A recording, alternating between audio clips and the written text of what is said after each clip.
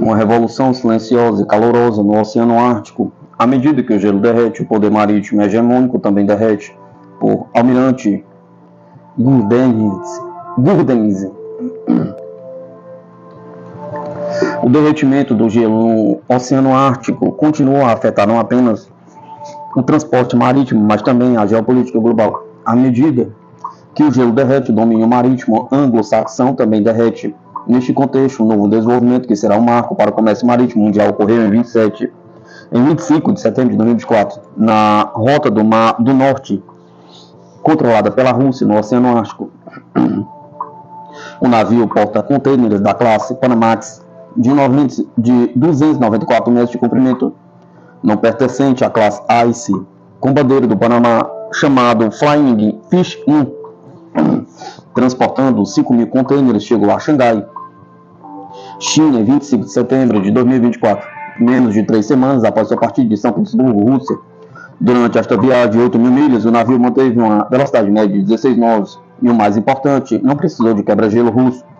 Os dois desenvolvimentos mais críticos para esta jornada, que vai do Mar Báltico ao Mar do Norte, passa pelo Mar de Barents, Kara-Laptev, Sibéria Oriental, Chukchi e Bering, são sem dúvida um anúncio da Rússia de que o NSR estará aberto a navios de classe de gelo durante todo o ano. No final de 2022, a partir de 2023, navios que não sejam da classe de gelo receberão permissão para passar entre 1º de junho e 15 de novembro. O navio Flying Fish 1 recebeu essa permissão em 20 de maio de 2024.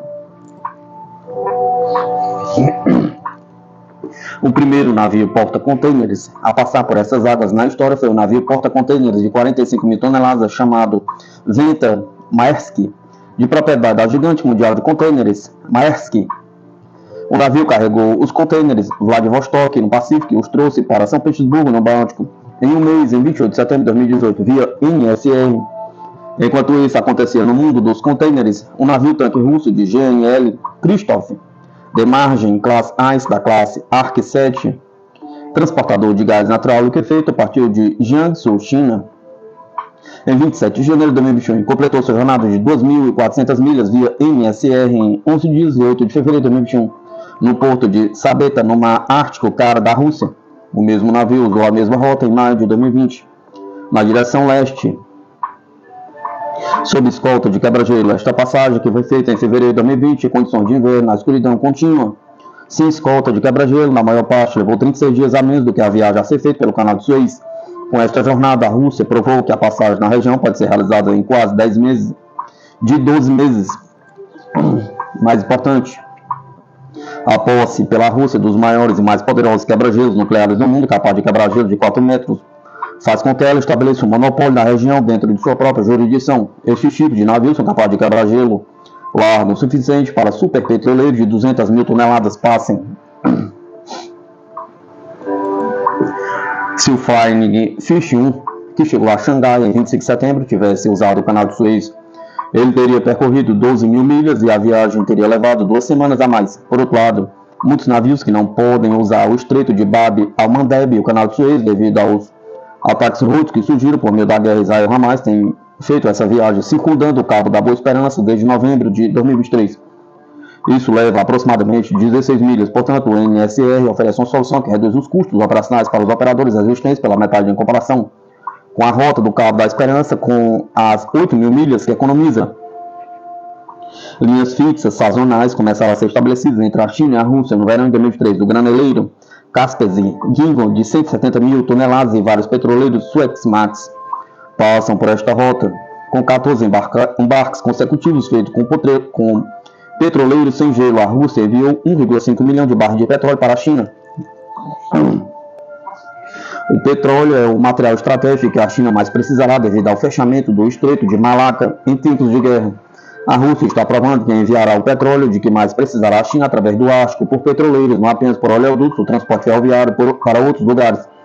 Em 2023, 36 milhões de toneladas de carga foram transportadas no MSR, que opera sob a autoridade da Rosatom. A situação que surgiu na NSR é um pesadelo para a geopolítica marítima anglo-saxônica, porque a NSR está se transformando em uma rota de transporte marítimo permanente, onde os navios de guerra americanos não podem controlar. Os Estados Unidos mantiveram seu poder do dólar com sua marinha. Hoje sua marinha é inadequada na área da NSR.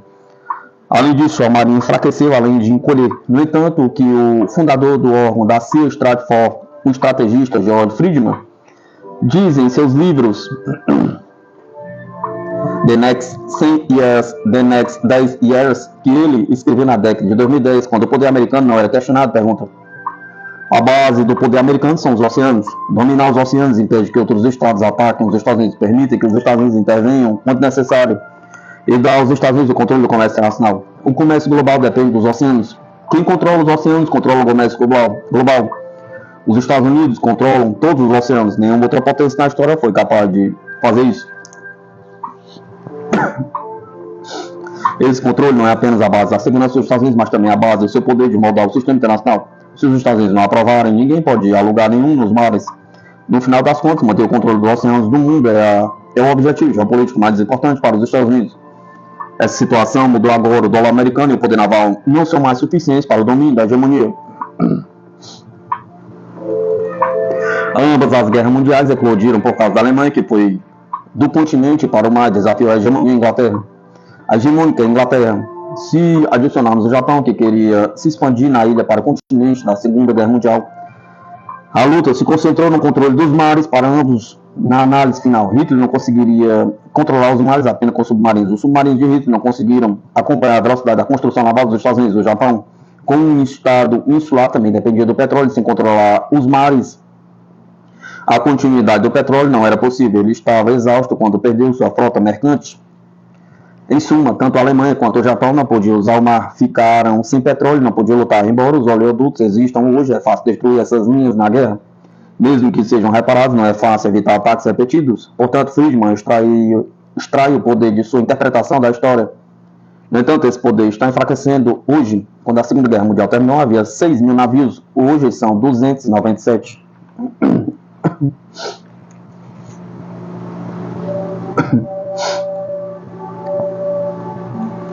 A vantagem geográfica da Rússia no Ártico. Em 2019, o secretário de Estado dos Estados Unidos, Mike Pompeo, disse: o Ártico não é mais uma área de cooperação. Todos os países da região devem estar preparados para o fato de que se tornou uma região de competição e que a China e a Rússia são essencialmente ameaças à segurança da região. Em 2019, as linhas de transporte regulares ainda não tinham sido estabelecidas e a NSR não tinha sido aberta ao comércio mundial. Hoje a situação é muito diferente. Com a formação de linhas regulares na frente do Ártico e a passagem regular de navios porta-contêineres adequados para o reforço militar, uma crise permanente começou na frente anglo-saxão, mas a Rússia tem vantagem nessa crise, porque apenas 12% do Oceano Ártico está no status de alto mar. Dos 88 restantes, 65%, 24 mil quilômetros de costa estão sob controle total da Rússia. 67% da marinha russa pertence à Frota do Norte, já que as costas mais importantes que se abrem para os oceanos, especialmente submarinos nucleares, estão no Mar do Norte. A base principal da Marinha do Norte também está nesta região. No entanto, o maior pesadelo para os Estados Unidos é que a Rússia tem 11 quebra-gelos rebocadores de grande tonelagem na região, 8 dos quais têm propulsão nuclear. Essa superioridade dá aos russos uma clara vantagem sobre os Estados Unidos, que têm 2 quebra-gelos convencionais. Em um fórum econômico, no início de 2024, o presidente Putin disse que o centro do desenvolvimento econômico da Rússia está mudando. A Rússia se expandirá com o Ártico. De fato, a região contém 30% das reservas mundiais de gás natural e 13% de petróleo. A Rússia estabeleceu pela primeira vez o Comando Ártico na região, que pode ser considerado seu quintal da frente. Estabeleceu uma cadeia de bases modernas que se estendem no norte da península de Kola até a terra de Franz Joseph e até a ilha Grangel, no leste. A Rússia construiu um grande aeroporto com uma pista de 4 km de comprimento na região do Ártico. Bases aéreas foram desenvolvidas, radares de alerta precoce e sistemas de escuta foram modernizados. E o número de aeronaves foi aumentado. Além disso, uma força de resposta à emergência de 6 mil soldados foi estabelecida nas regiões de Murmansk e Yamal. A China se define como um estado do Ártico próximo. Ela não tem apenas interesse geopolítico na região. Ela tem muitos investimentos em comum com a Rússia, especialmente em energia e metais raros. Em 2015, a China identificou o Estreito de Bering, a porta de entrada do Pacífico e Atlântico para o Oceano Ártico, como uma área de preocupação de segurança da China, declarou que usaria a força necessária para proteger seus interesses nesse estreito. Em meados de setembro de 2015, pela primeira vez na história, 5 navios de guerra chineses exerceram o direito de passagem inocente no mar de Bering. Se a China usar o Estreito de Bering e outras rotas do Ártico, ela pode se livrar amplamente de sua dependência do Estreito de Malacca e economizar 60 a 100 bilhões anualmente em custo de transporte marítimo.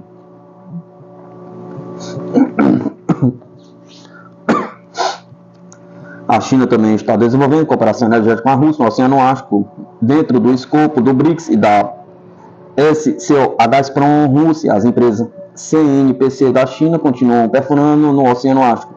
O principal objetivo da China é incluir a região na iniciativa do Cinturão em Rota, sob o nome de Rota da Seda Polar. Após a guerra Rússia-Ucrânia, a cooperação da China com a Rússia na região do Ártico se desenvolveu rapidamente. Por exemplo, em julho deste ano, bombardeiros russos e chineses conduziram operações de patrulha conjunta na costa do Alasca.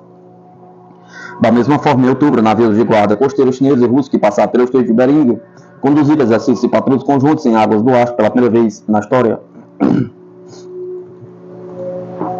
Deve-se enfatizar que a hegemonia marítima é muito perturbada por esses desenvolvimentos. Em julho de 2024, os Estados Unidos atualizaram sua estratégia ártica antes do novo documento que visa desenvolver vigilância, inteligência e cooperação militar para combater a Rússia e a China durante a era Trump. O Departamento da Marinha dos Estados Unidos publicou um documento de estratégia para a região sob o nome de Ártico Azul em 5 de janeiro de 2021. Além da Federação Russa, a região do Ártico tem costas com os Estados Unidos, Canadá, Noruega e Dinamarca. Por outro lado, há um Conselho Ártico de 8 membros estabelecido em 1996, onde 3 países do norte nórdicos, Suécia, Finlândia e Islândia, estão representados, o que fornece regulamentação e coordenação na região. O Conselho está inativo desde fevereiro de 2022 devido à guerra Rússia-Ucrânia. Por outro lado, 7 dos 8 países são membros da OTAN. No entanto, essa situação não dá à OTAN uma vantagem situacional. Os Estados Unidos e seus aliados continuam a pagar o preço da rápida redução do mar e na região após a Guerra Fria. Eles estão ficando para trás tanto no número de quebra-gelos quanto no número de tropas prontas para a guerra em condições de inverno.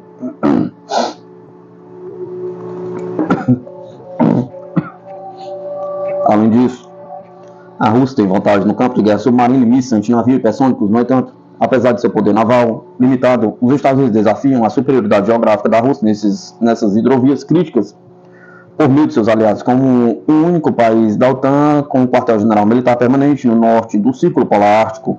A Noruega dá sua prioridade mais importante de segurança, defesa e a proteção dos interesses dos Estados Unidos nesta região devido à geopolítica do Ártico em desenvolvimento. A OTAN também usa a situação da Noruega como um ariete contra a Rússia, colocando à frente dos interesses dos Estados Unidos na região. A Noruega, um dos países mais calmos, ricos e prósperos do mundo, agora se juntou ao grupo de países arriscados que precisam manter a alta vigilância militar e prontidão o tempo todo. Nesse contexto, alguns estrategistas americanos chamaram a atenção para a área entre a Inglaterra, a Groenlândia e a Islândia, que é chamada de Gilk Gap, onde os submarinos russos precisam passar para chegar ao Oceano Atlântico. Os Estados Unidos estabeleceram um sistema SOSUS subaquático durante a Guerra Fria para monitorar o movimento dos submarinos soviéticos. Hoje, o Gilk Gap é mais importante do que o da era da Guerra Fria. Nesse contexto, a base de submarinos nucleares em Fazlane, Escócia, é o ativo mais valioso da Marinha dos Estados Unidos em tempos de conflito armado com a Rússia. As rápidas adesões da Suécia e da Finlândia à OTAN também devem ser vistas na perspectiva do Ártico. Também é dito que o Estreito de Bering surgiu como um novo rival para a junção crítica onde os submarinos nucleares e dieselétricos russos passam.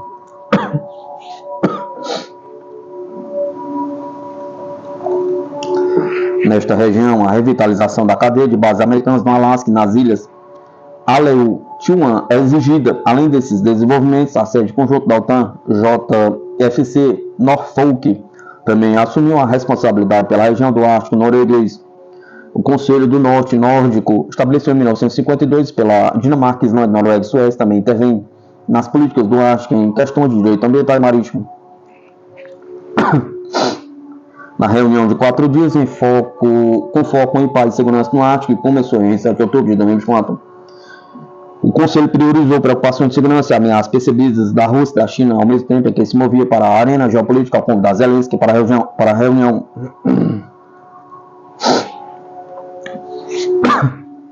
Sem dúvida, um dos desenvolvimentos mais importantes do século XXI é a abertura da rota marítima do Ártico, enquanto a hegemonia americana está em declínio. Quão ativa é a Turquia nesta região? Pergunta. Embora nossos estaleiros acompanhem os desenvolvimentos da região Ártica e tomem algumas iniciativas, nossa frota de marinha marcante não está ativa neste campo. Nesta conjuntura, onde o domínio marítimo do mundo anglo-saxão está chegando ao fim, ou pelo menos uma forte contrapeso Ásia subglobal está surgindo, novas áreas de oportunidade devem ser avaliadas no mínimo. A frota mercante precisa formular uma política para o Ártico, assim como alguns de nossos estaleiros empreendedores, porque esta estrada será uma área onde muitos operadores tentarão tomar um lugar. Enquanto as relações Turquia-Rússia estão se desenvolvendo em muitas áreas, apesar de nossa filiação à OTAN e das pressões da guerra na Ucrânia, as oportunidades que surgem na rota ártica não devem ser negligenciadas devido aos Estados Unidos e à União Europeia, que não permitem que Ankara explore e extraia gás e petróleo no Mediterrâneo. Ankara enviou um navio de pesquisa sísmica e fragatas para a Somália, que fica a 4.600 milhas de distância sob pressão dos Estados Unidos e da União Europeia. Por outro lado, a rota MSR está a 3.000 km no norte. Ao norte, fornece novas oportunidades de cooperação com a Rússia, lembrando que a Rosatom aqui construiu um reator nuclear em Mersin. A CUIO também é a autoridade da operação da rota MSR. É importante iniciar acordos bilaterais e parcerias de investimento em infraestrutura com a Rússia na rota de transportes da MSR para se preparar para os quartos restantes do século XXI. Nossos armadores também devem avaliar essa oportunidade crescente e mostrar sua bandeira, embora lentamente nesta linha, tendo navios da classe ICE.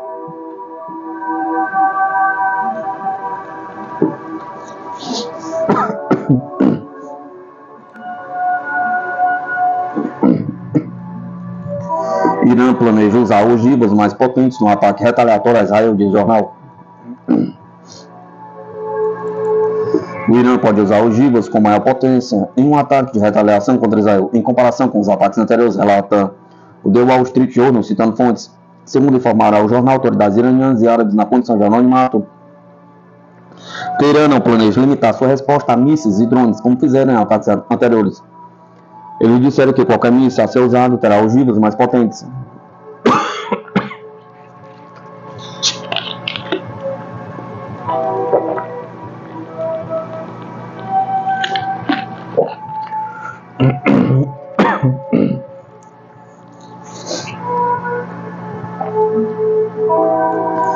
O Irã está planejando uma resposta abrangente, usando ogivas ainda mais potentes e outras armas, disseram as fontes informadas dos planos das autoridades.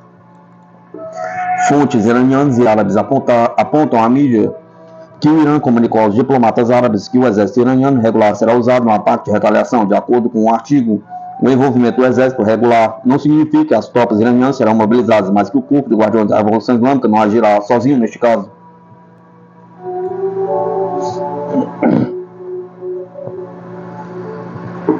O jornal observa, com referência a outro funcionário iraniano não identificado, que o Irã pode usar território iraquiano para efetuar parte da operação, e é provável que ataque aos militares israelenses, mas muito mais agressivamente do que na última vez. Nossos militares perderam pessoas, por isso eles devem efetuar um ataque retaliatório, cita o jornal, a referida fonte não identificada. Na noite de 26 de outubro, o exército israelense anunciou ataques às instalações militares no Irã em resposta aos ataques ao Estado judeu em 1º de outubro.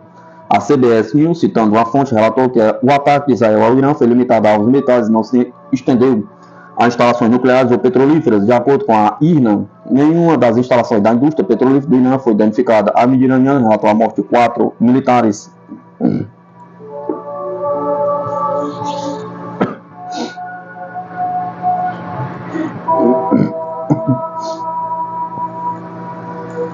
Irã chama a implantação de bombardeiros B-52 dos Estados Unidos na região de desestabilizadora. O porta-voz do Ministério das Relações Exteriores do Irã, Ismael Baghei, criticou o que chamou de presença desestabilizadora dos Estados Unidos após o envio de bombardeiros B-52 para a região, informou a mídia local. Sempre acreditamos que a presença dos Estados Unidos na região é uma presença desestabilizadora, disse Baghei em uma coletiva de imprensa em resposta a uma pergunta sobre o destacamento, acrescentando que não impedirá a determinação do Irã de se defender, segundo Al-Arábia.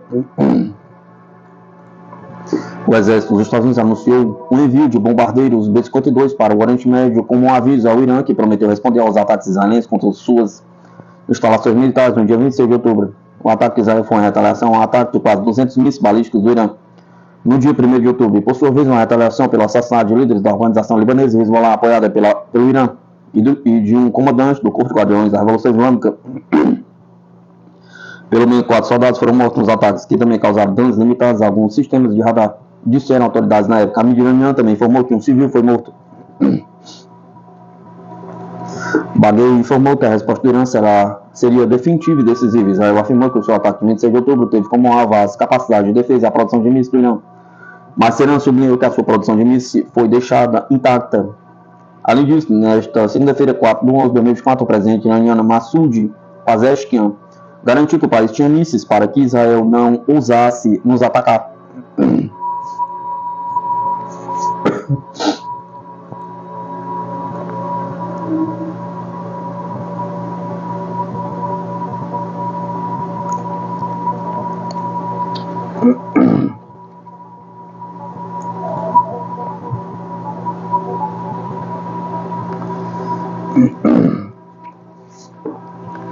Primeiras manobras navais Rússia-Indonésia. Hoje, 4 de 11 de 2024, as marinhas da Rússia e da Indonésia iniciaram os primeiros exercícios conjuntos. Oruda 2024, na cidade indonésia de Surabaya. O treinamento será realizado de 4 a 8 de novembro e terá um estágio de base, ou seja, de porto, e um estágio marítimo realizados em Surabaya e no Mar de Java, respectivamente. Para celebrar o evento, as partes trocaram presentes, os militares russos receberam bonés com os símbolos da Marinha da Indonésia.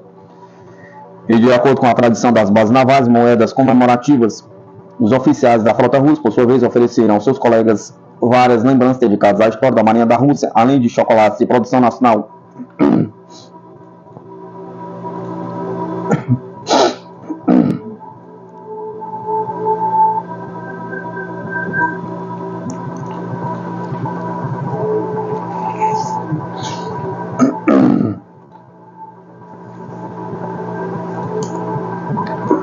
O Japão intensifica esforços para fortalecer forças armadas e enfrenta crise de recrutamento com soluções inovadoras em meio a tensões com a China e a Coreia do Norte.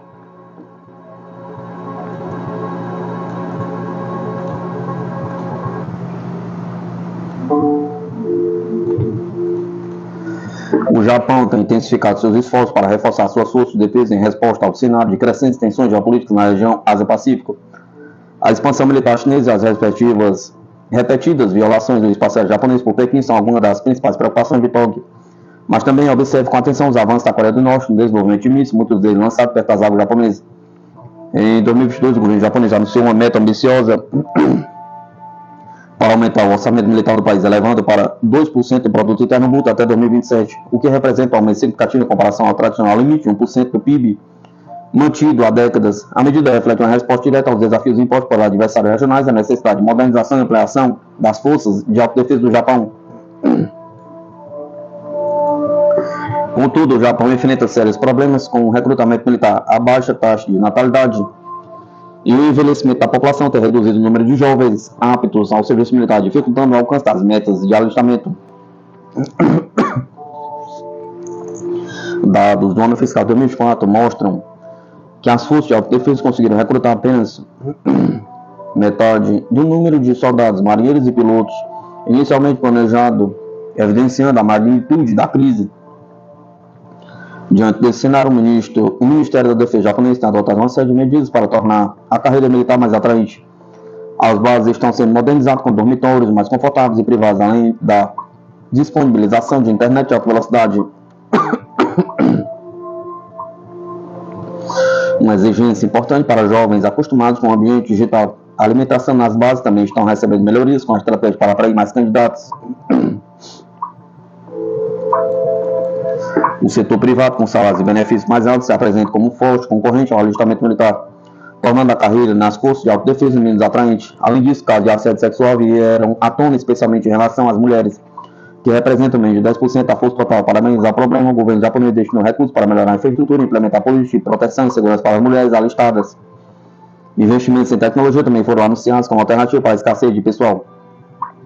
Em 2024, Tóquio destinou bilhões de ienes para automação e inteligência artificial, especialmente em área de vigilância e patrulha, que agora conta com drones e sistemas automatizados. Além disso, novos navios de defesa aérea projetados para operar com metade da tripulação convencional foram desenvolvidos para garantir presença militar com menos dependência do pessoal humano.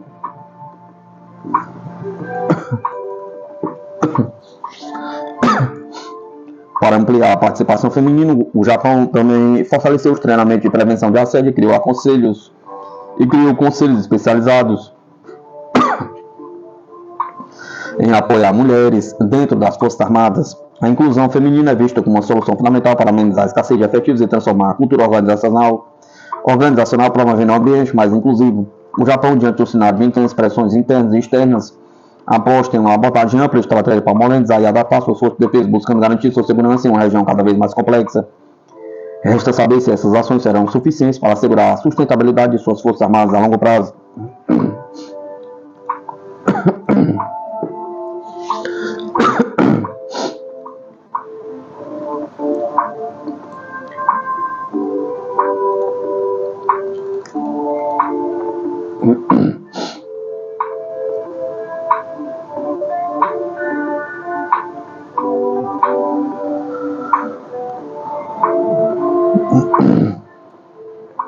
França oferece ajuda à Marinha do Brasil na construção do submarino nuclear, mas para isso o Brasil precisa fechar um investimento bilionário para adquirir seu poderoso arsenal militar.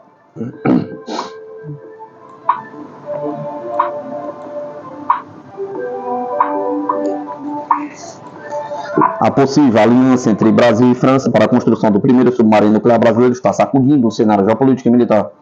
Imagine o poder de dissuasão e a capacidade estratégica que esse avanço traria para a defesa nacional do Brasil. No entanto, há uma condição: o Brasil precisa fechar um investimento bilionário para adquirir um poderoso arsenal francês que promete revolucionar a Força Aérea, Exército e Marinha do Brasil. Com caças Rafale, helicópteros ESC-145, submarinos Copênio, obuseiros Caesa. Mas será que essa troca vale o investimento? Pergunta. Descubra os bastidores dessa negociação audaciosa, os obstáculos enfrentados pela Marinha do Brasil e o impacto dessa decisão no futuro da segurança do Brasil. Um submarino nuclear é uma das armas mais poderosas e dissuasórias para a defesa de um país. Dotado de alta furtividade e um poder de fogo impressionante, esse tipo de submarino pode navegar por anos sem emergir, aproximar-se discretamente do litoral de qualquer nação e lançar diversos tipos de mísseis, desde cruzeiros balísticos até nucleares. Essas características tornam o submarino nuclear uma ferramenta estratégica crucial na defesa nacional. Atualmente, somente 6 países dominam a tecnologia necessária para construir submarinos nucleares: Estados Unidos, Inglaterra, Rússia, França, China e Índia. A Austrália em breve também terá acesso a submarinos nucleares, mas com tecnologia fornecida pelos Estados Unidos e pela Inglaterra, sem desenvolvimento próprio.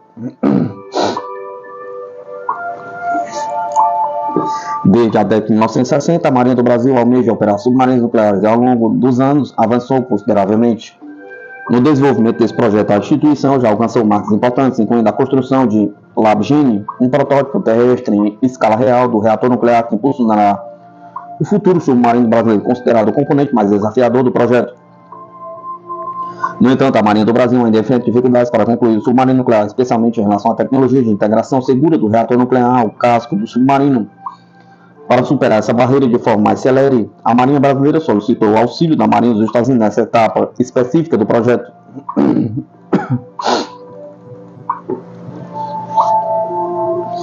Como já era esperado por muitos, os Estados Unidos negaram um pedido de ajuda do Brasil, apesar de um oficial engenheiro da Marinha norte-americana ter sido entregue aos americanos.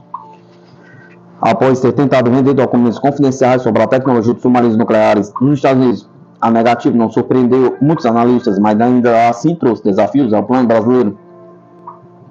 Durante o governo de Jair Bolsonaro, a Marinha Brasileira explorou outras possibilidades de parceria tecnológica, incluindo uma possível colaboração com a Rússia. O governo russo prontamente aceitou ajudar, mas impôs uma condição: que o Brasil abandonasse sua postura de neutralidade e se alinhasse diretamente com a Rússia, como fazem Belarus, Irã e Coreia do Norte.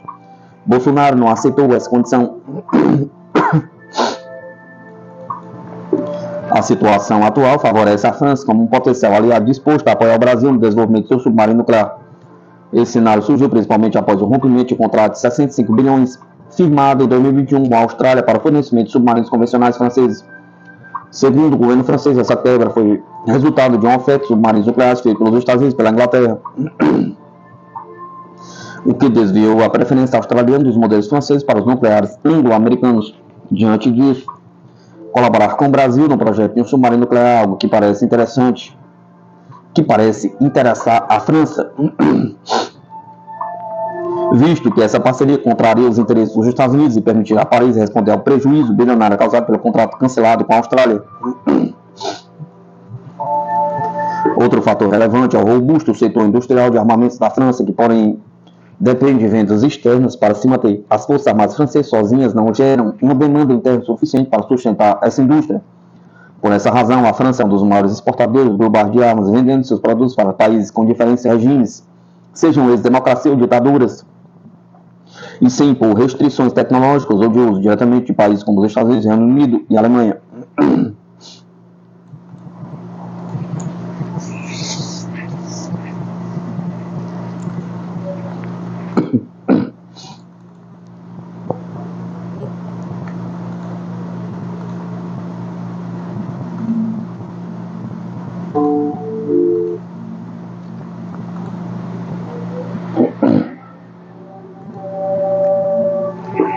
No próximo encontro do G20 no Rio de Janeiro, o presidente Emmanuel Macron pretende apresentar ao presidente brasileiro Luiz Inácio Lula da Silva um acordo em troca do apoio tecnológico ao submarino nuclear.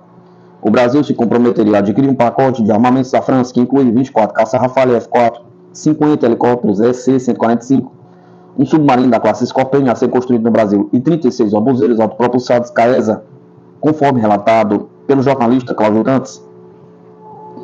Para a Força Aérea Brasileira, os 24 caça Rafale F-4 seriam uma substituição adequada aos A1 AMX, que estão próximos da aposentadoria. Além disso, o Rafale F-4, sendo um caça de médio porte com maior capacidade de armamento e alcance, é ideal para desempenhar funções de bombardeiro estratégico, embora seja mais caro do que o modelo Gripen, anteriormente procurado pela FAB devido ao seu menor custo.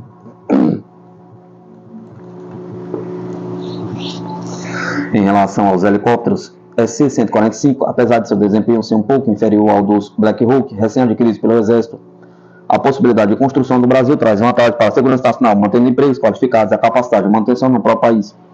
Quanto ao submarino Scorpion, similar ao classe Riachuelo, sua compra atende à necessidade de defesa do extenso litoral brasileiro e à preservação do estaleiro ICM em Itaguaí.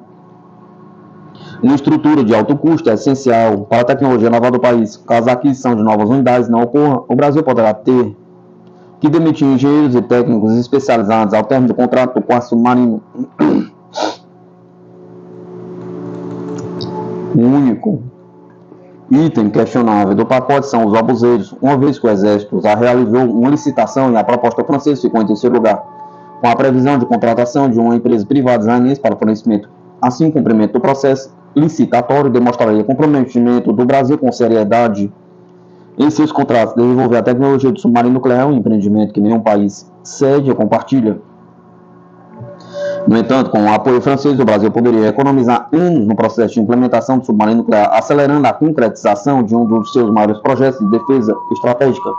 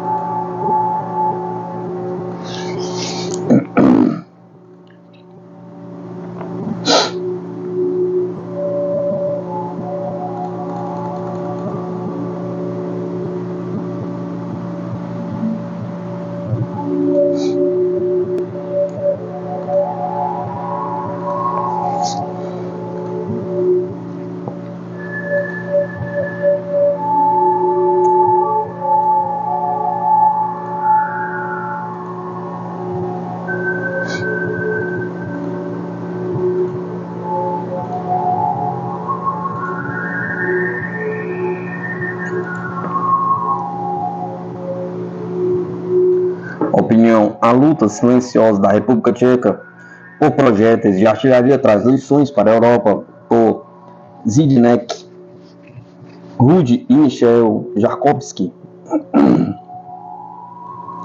As condições no campo de batalha para os defensores ucranianos continuam terríveis, enquanto a guerra entra em seu terceiro ano, com o inverno se aproximando rapidamente. Nas últimas semanas, a Ucrânia enfrentou intensa pressão das forças russas, culminando na perda estratégica de Ugledar, que expôs duas vulnerabilidades críticas. Primeiro, a Ucrânia está lutando contra uma escassez de mão de obra, exacerbada por desafios de recrutamento e baixa moral. Em dezembro, o presidente Vladimir Zelensky sugeriu que os militares podem precisar de 500 mil funcionários adicionais este ano, embora esse número pareça ter sido reduzido desde então. Em segundo lugar, a Ucrânia enfrenta uma escassez crítica de munição em todos os níveis, apesar da redução da vantagem de munição da Rússia de 8 para 1 para 3 para 1. Essa lacuna continua significativa, especialmente porque a Rússia planeja aumentar os gastos com defesa em 25% em 2025, sinalizando melhor preparação para um conflito prolongado. A Ucrânia requer cerca de 4.800 mísseis antiaéreos atualmente, aproveitando a capacidade total de produção dos Estados Unidos da OTAN, junto com 7.500 mísseis adicionais para defender suas cidades e tropas. Os fabricantes ocidentais podem precisar dobrar a produção para atender à demanda. Além disso, 2,4 milhões de projetos de artilharia são necessários anualmente, enquanto as operações ofensivas podem triplicar a demanda por foguetes de longo alcance, estimadas em 8.760 por ano. Embora a produção dos Estados Unidos deva exceder 14 mil foguetes até 2025, a capacidade da OTAN de fornecer munições de ataque profundo permanece incerta. A escassez de munição é crítica, pois a Ucrânia precisa infligir cerca de 1.000 baixas russas diariamente para evitar um acúmulo de 25 mil a 30 mil tropas russas que chegam mensalmente sem suprimentos adequados. A Ucrânia provavelmente não pode degradar as forças russas efetivamente. Em fevereiro de 2024, a República Tcheca respondeu às necessidades da Ucrânia com um plano para adquirir projetos de artilharia de fontes não pertencentes à União Europeia. A iniciativa visa adquirir 500 mil cartuchos de 155 mm e 300 mil cartuchos de artilharia de 122 mm, no valor de 3,2 bilhões. Esses cartuchos são vitais, pois a Rússia atualmente produz cerca de 250 mil cartuchos de artilharia por mês, superando em muito a meta dos Estados Unidos de 100 mil cartuchos mensais até 2025. No entanto, 7 meses após a iniciativa tcheca, surgiram problemas, particularmente em relação à ocultação de importações de projéteis e à verificação de sua confiabilidade técnica. Esses desafios podem atrapalhar os esforços para atender às demandas urgentes da Ucrânia.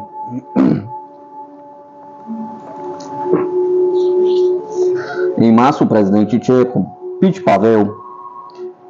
Pavel declarou que a República Tcheca garantiu dinheiro suficiente para comprar 800 mil projetos de artilharia para a Ucrânia. Imediatamente, o primeiro-ministro tcheco Petr Fiala apresentou um número diferente, alegando que eles levantaram fundos apenas para 300 mil cartuchos de munição. Pouco dia depois, o conselheiro de Segurança Nacional tcheco, Tomás Pojar, disse que a munição da iniciativa de munição tcheca poderia ser esperada na Ucrânia em junho. A iniciativa, liderada pela República Tcheca, foi entregue no cronograma delineado por Pojar, já que o primeiro-ministro ucraniano anunciou em junho que cerca de 50 mil peças de cartuchos de 155 mm havia chegado à Ucrânia. De acordo com as autoridades tchecas, outra entrega era esperada para junho e agosto. Logo depois, o ministro das Relações Exteriores tcheco, Jan Lipavinsky, prometeu que as entregas acelerariam até setembro. Finalmente, o embaixador ucraniano na República Tcheca abordou a iniciativa em outubro, afirmando que a Ucrânia recebeu mais de um terço dos 500 mil projetos esperados para serem entregues até o final de 2024.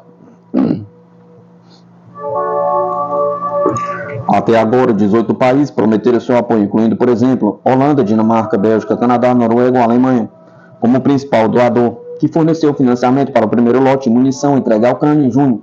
No entanto, 3 países ainda não forneceram seus fundos. Em setembro, o jornal polonês Gazeta afirmou que a Polônia é um dos quais não cumpriram o que prometeram.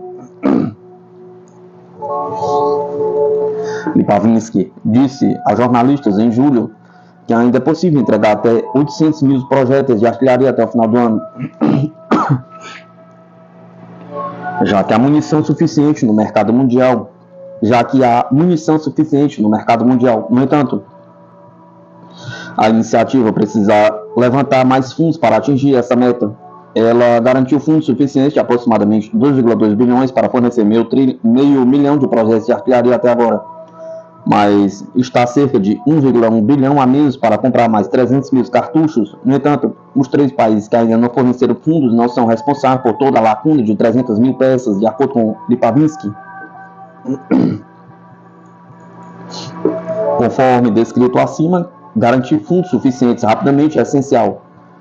Isso foi destacado por Thomas Opinski, um enviado do governo tcheco para a Ucrânia e uma pessoa-chave por trás da iniciativa, que afirmou que o ritmo lento das contribuições financeiras representa o principal obstáculo para enviar munição para a Ucrânia mais rápido, enquanto o país do leste europeu precisaria de cerca de 200 mil cartuchos de munição de grande calibre mensalmente, de acordo com o Pojar. De acordo com o Pojar, leva semanas a meses para alguns estados emitirem as quantias que prometeram.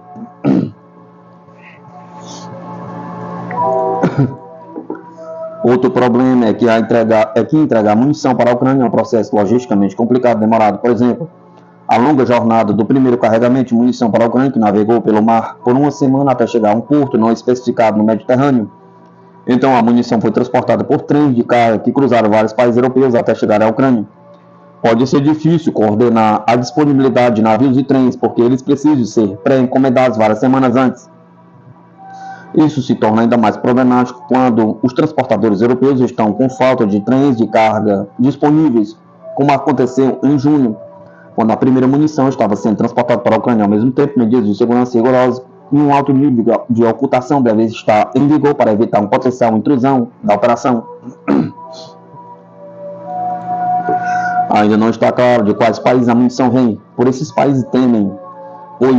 países temem retaliação russa, embora as evidências atuais sugiram que especificamente Turquia e África do Sul, Coreia do Sul, Sérvia e provavelmente Bósnia estejam fornecendo munição de artilharia para a Ucrânia, por meio da iniciativa liderada pela República Tcheca. Além disso, parece que alguns países asiáticos com estoques de munição da era soviética que desejam manter relações premium com a Rússia também estão envolvidos.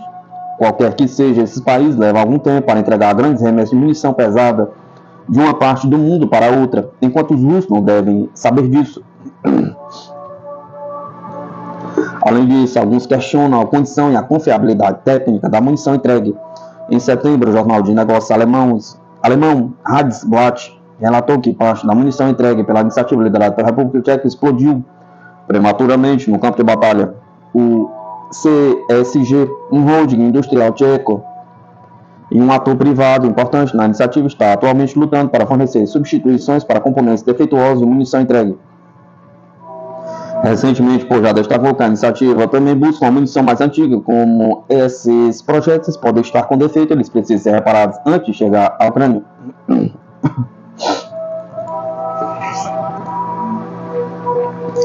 Para sustentar as capacidades de defesa da Ucrânia durante o próximo ano, a ministra da Defesa tcheca, Jana Černochová, anunciou uma extensão estratégica para a atual iniciativa de munição com o lançamento da iniciativa 2025.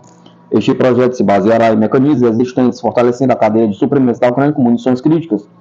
Notavelmente, a intenção da República Tcheca de alocar uma parte da receita de ativos russos congelados para essas compras marca um impulso financeiro significativo.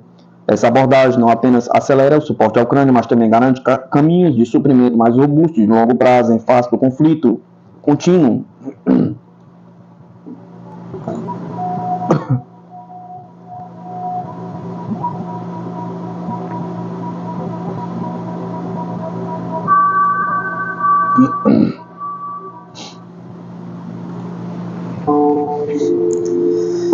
É crucial notar que a iniciativa tcheca aborda apenas uma das necessidades urgentes de munição da Ucrânia, as munições de artilharia de 155 mm, que de fato têm o potencial de infligir danos significativos às forças russas. Neste momento, porém, as necessidades da Ucrânia são mais abrangentes. Além das munições de artilharia, A Ucrânia está solicitando urgentemente mísseis adicionais de longo alcance, como ataques ou Storm Shadow, para atingir alvos militares importantes nas profundezas do território russo. Kiev também identificou uma necessidade crítica de sistemas de defesa aérea aprimorados para conter ataques sustentados de drones e mísseis em sua infraestrutura. Junto a isso, o fornecimento contínuo de veículos blindados, munições HIMARS e tanques modernos continua sendo essencial para manter pressão na frente oriental, onde as forças ucranianas enfrentam demandas diárias. Nesse contexto, o apoio dos Estados Unidos está definido para desempenhar um papel crítico na sustentação das defesas da Ucrânia. Enquanto a capacidade de munição europeia luta para atender a demanda, o setor de defesa da Europa está em um estado vulnerável, uma realidade ressaltada pelo recente relatório Draghi. O relatório identifica as principais fraquezas, observando que a fabricação de defesa da União Europeia continua altamente fragmentada, com quase 80% dos gastos com compras direcionadas para fora da União Europeia, principalmente para os Estados Unidos.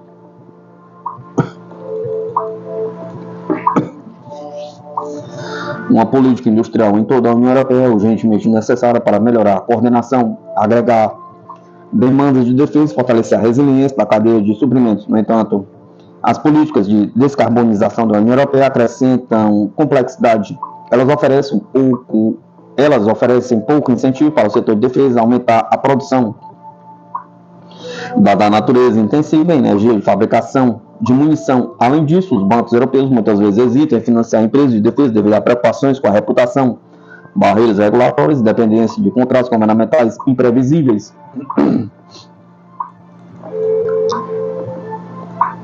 Políticas ambientais, sociais, de governança rigorosas desencorajam o investimento na fabricação de armas, e a conformidade com as leis de comércio de armas agrava o desafio. Essas barreiras afetam particularmente as pequenas e médias empresas de defesa, que frequentemente não têm as garantias necessárias para financiar projetos de alto capital.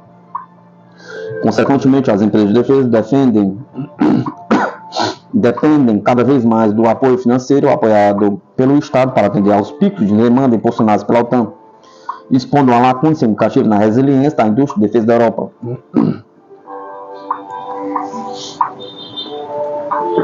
Olhando para o futuro, a iniciativa tcheca provavelmente encontrará obstáculos semelhantes, como uma das questões mais urgentes sendo a disposição inconsistente dos Estados de agilizar o financiamento para a aquisição de munição. Dada a falta de resolução imediata nessa frente, é crucial que as nações considerem maneiras de maximizar o impacto dos recursos disponíveis. A Europa deve se concentrar em expandir suas capacidades de produção de munição e fortalecer sua base industrial de defesa. Embora não haja escassez de munição para a Ucrânia no mercado global, um aumento na produção europeia reduziria os custos ao aderir aos princípios básicos de oferta e demanda. Ao produzir mais projéteis domesticamente, as nações europeias podem otimizar seus gastos, permitindo-lhes, em última análise, fornecer à Ucrânia um volume maior de cartuchos de artilharia.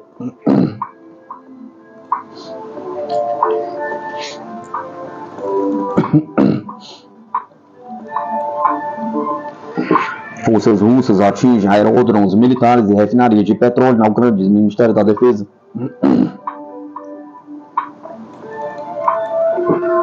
Unidades do agrupamento de tropas russas 13 Centro no último dia repeliram 10 contratados ucranianos, tendo o adversário perdido mais de 420 militares. Um blindado de transporte M103, um veículo blindado de combate HMMW-V, um blindado Kazakh e várias peças de artilharia, relata o Ministério da Defesa da Rússia. Segundo o comunicado do Ministério, as unidades do agrupamento de tropas russo Ying-Sul continuaram avançando contra a defesa do exército de Kiev, com o adversário perdendo até 490 soldados, um veículo blindado de transporte Kirpi de produção turca, 2 peças de artilharia L-119 inglesas, 2 depósitos de munições e 6 estações de guerra eletrônica.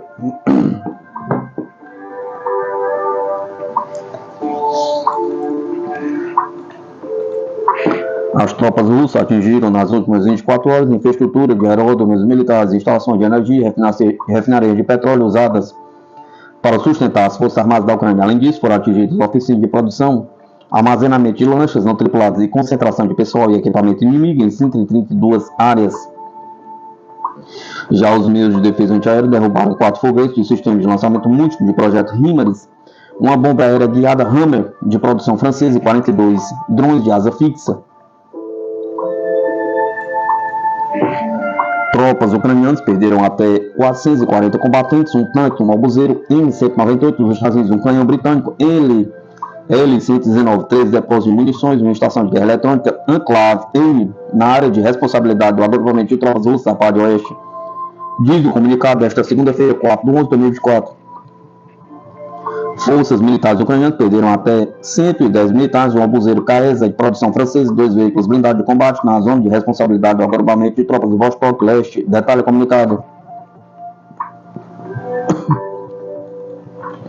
No total, desde o início da operação militar especial, o exército russo destruiu 647 aviões, 283 helicópteros, 35.258 veículos aéreos não tripulados, 585 sistemas de mísseis antiaéreos, 19.038 tanques e outros veículos blindados de combate, 1.484 lançadores múltiplos de foguetes, 17.295 peças de artilharia de campanha e morteiros e 27.972 unidades de veículos militares especiais, segundo o Ministério.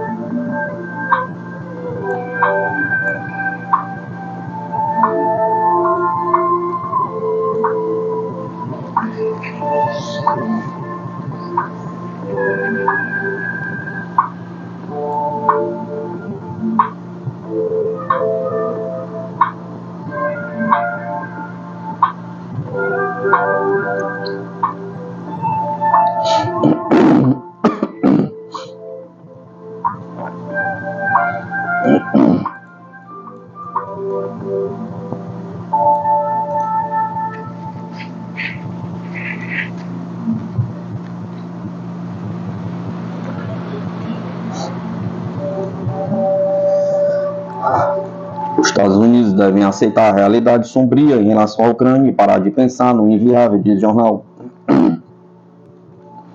Os Estados Unidos devem aceitar o verdadeiro estado de coisas na Ucrânia e parar de pensar no inviável, escreve Foreign Affairs. Em vez de se agarrar a uma definição inviável de vitória, Washington deve lidar com a realidade sombria da guerra e chegar a um resultado mais plausível, aponta o autor do artigo Richard Wass. Segundo ele, os aliados da Ucrânia deveriam tomar a desagradável decisão de pressionar Kiev a negociar com o Kremlin. Destaque-se que a política atual provou ser mal sucedida e dispendiosa e o conflito não está se desenvolvendo como era planejado no Ocidente.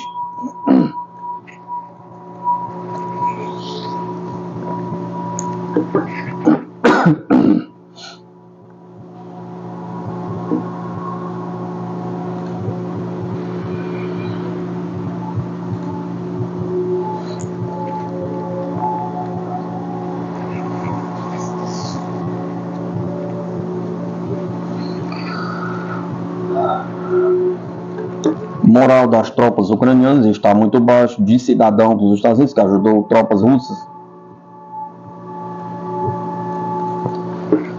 Os soldados ucranianos consideram que a continuação das hostilidades não faz sentido, disse em entrevista o cidadão estadunidense Daniel Martindale, que voluntariamente ajudou as tropas russas na zona de conflito, fornecendo informações de inteligência para atacar alvos militares de Kiev.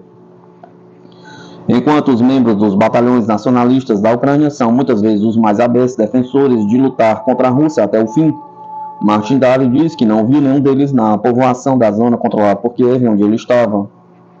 No último período de minha estada no vilarejo, não encontrei nenhum soldado de batalhões nacionalistas, encontrei só soldados das unidades de defesa territorial. A opinião deles era de que não havia boas razões para estarem no fronte. Eles estavam com medo, eles só queriam voltar para suas casas, disse Martindale. Ao mesmo tempo, ele diz que ainda há aqueles na Ucrânia que são fiéis às suas ideias nazistas sobre derrotar a Rússia, porque pensam que, caso contrário, a União Soviética retornará. Seu moral de combate desapareceu por completo. Isso não se aplica a todos os soldados ucranianos. Estou certo de que há os que realmente ainda estão convencidos de suas ideias nazistas, de que é necessário lutar contra a Rússia, porque ela é a União Soviética se ressuscitando, mas eles estão errados. De uma maneira ou de outra, acho que seu moral está muito baixo. Está muito mais baixo do que era até um ano atrás, comentou. Ao ser questionado sobre a política dos Estados Unidos em relação ao conflito ucraniano, ele observou que os americanos gostariam de acreditar que aquilo que o seu país faz é para apoiar a justiça, punir os criminosos, para impedir atividades ilegais, mas na verdade os Estados Unidos fazem exatamente o oposto. Acredito que, na verdade, essa é simplesmente uma tentativa das elites americanas de enfraquecer a concorrência da Rússia contra ele. Martin Daly disse que acredita que o processo de concessão a ele de asilo na Rússia já está em marcha. Ele contou também que, junto com seu cachorro, sobreviveu a um bombardeio de foguetes Grad. Ao ouvir o som dos foguetes lançados, ele se deitou na rua e logo os foguetes todos começaram explodindo em volta de mim. E um foi perto, e um explodiu talvez a 20 metros de distância, e 2 fragmentos atingiram meu cachorro, mas nada acertou em mim, graças a Deus.